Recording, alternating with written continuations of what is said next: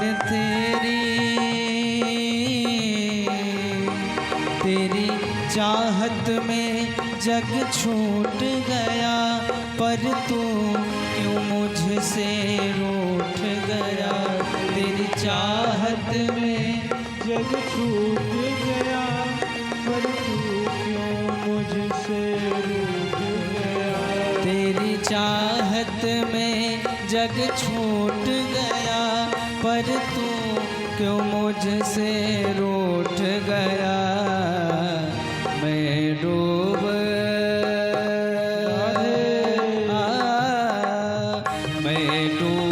रहा भवसागर में, बस आना तुम्हारा बाकी है। मैंने सारे सहारे छोड़ दिए, बस आना तुम्हारा बाकी है। बस तेरा सहारा बाकी है, बस मेरा गुजारा काफी है। एक तेरा नजारा काफी है। बोलिए वृंदावन बिहारी लाल की जय हो। श्रीमद् भागवत महापुराण की जय हो। सुखदेव जी महाराज की जय हो। परीक्षित जी महाराज की जय हो। वेदव्यास भगवान की जय हो। वरीयाने सते प्रश्नः कृतो लोकहितं नृप, आत्मवित्सम्मतः पुंसां श्रोतव्याधिषु यः वरः। परीक्षित ने जब सुखदेव जी के चरणों में ये प्रश्न रखा कि जिसके पास 7 ही दिन हो, उस व्यक्ति को क्या करना चाहिए, उसे किसका जप करना चाहिए, किसका ध्यान करना चाहिए। आप हमका सुखदेव जी कहते हैं कि परीक्षित, आपने जो प्रश्न किया वह सर्वश्रेष्ठ है। वरीयान कहते हैं श्रेष्ठ को।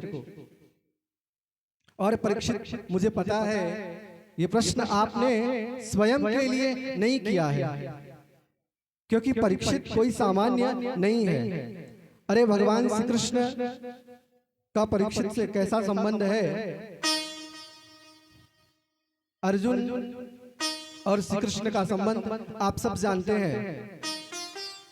साले और भगवान श्री कृष्ण की बहन का विवाह, सुभद्रा का विवाह अर्जुन के साथ हुआ है। और अर्जुन का पुत्र अभिमन्यु और अभिमन्यु का पुत्र परीक्षित है। तो परीक्षित कोई सामान्य नहीं है कि मृत्यु उसका कुछ बिगाड़ लेगी। परीक्षित ये प्रश्न क्यों कर रहे हैं? सुखदेव जी कहते हैं कृतो लोक हितम नृप। परीक्षित, आपने लोक कल्याण के लिए बड़ा ही अच्छा प्रश्न किया है। आपके कल्याण में तो वैसे ही कोई संशय नहीं है। वरीयानेस्ते प्रश्न, हे राजन, लोक कल्याण के लिए आपने बहुत सुंदर प्रश्न किया है। निद्रयार्यते नक्तम व्यवायेन च वावयः दिवाचारते हया राजन कुटुंब भरणेन वा। हे राजन, मनुष्य की पूरी आयु रात्रि के समय सोने में या विषय भोग में व्यतीत हो जाती है, और दिन के समय परिवार के भरण पोषण में व्यतीत हो जाती है। धीरे धीरे मनुष्य अपने इस अमूल्य समय को, मानव जीवन को, ये हीरे जाया जन्म ये कौड़ी बदले जाए। देखिए, ये मनुष्य जन्म बड़ा ही अनमोल है। पर व्यक्ति रात गवाई सोए के, दिवस गवायों खाए, और हीरे जाया जन्म ये कौड़ी बदले जाए। भगवान ने ये हीरे के जैसा जन्म दिया, मनुष्य शरीर भगवान ने प्रदान की, और मनुष्य इस रत्न को कौड़ी के भाव लुटा दे रहा है। सुखदेव जी कहते हैं कि परीक्षित, पश्यन् नपि न पश्यति। व्यक्ति मृत्यु को देखता हुआ भी अनदेखा कर देता है। उसे लगता है कि हमारी कभी मृत्यु ही नहीं आएगी। जैसे कबूतर बिल्ली को देख लेता है तो क्या करता है, आंख मूंद के बैठ जाता है। पर कबूतर के आंख मूंद लेने से क्या वो बिल्ली को दिखना बंद हो गया? नहीं, बिल्ली को तो वो अब भी दिख रहा है। यही हाल हम लोगों का है। हम लोग मृत्यु की तरफ से आंख मूंद के बैठे हैं और ऐसा अनुभव करते हैं कि हमारा नंबर कभी नहीं आएगा। पर हमारे आंख मूंद लेने से मृत्यु को तो हम अब भी दिख रहे हैं।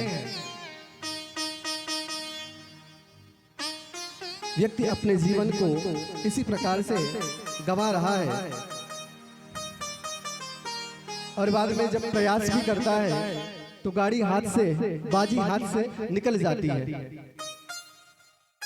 व्यक्ति अपने संपूर्ण जीवन के प्रपंच को सनई सनई व्यर्थ की बातों में गंवा देता है।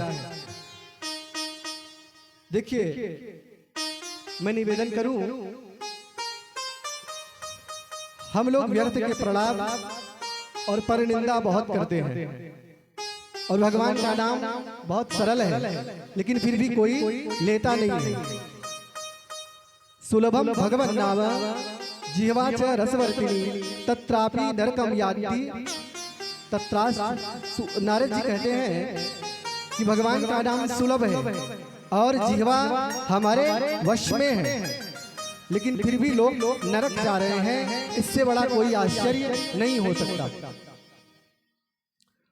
व्यक्ति अपने संपूर्ण जीवन प्रपंच को व्यर्थ के प्रलापों में ही खर्च कर देता है और जब गाड़ी स्टेशन से निकल जाती है तब तो घर से व्यक्ति निकलते हैं। जीवन का जब बहुत समय हाथ से निकल जाता है तब कभी याद आता है कि हमें इस शरीर को भी छोड़ना है। जीवन खत्म हुआ तो जीने का ढंग आया। जीवन खत्म हुआ तो जीने का ढंग आया। जीवन खत्म हुआ तो जीने का ढंग आया। जीवन खत्म हुआ तो जीने का ढंग आया। जब सौमा बुझ गई तो महफिल में रंग लाया। जब सौमा बुझ गई तो महफिल में रंग आया। जीवन खत्म हुआ तो जीने का ढंग आया।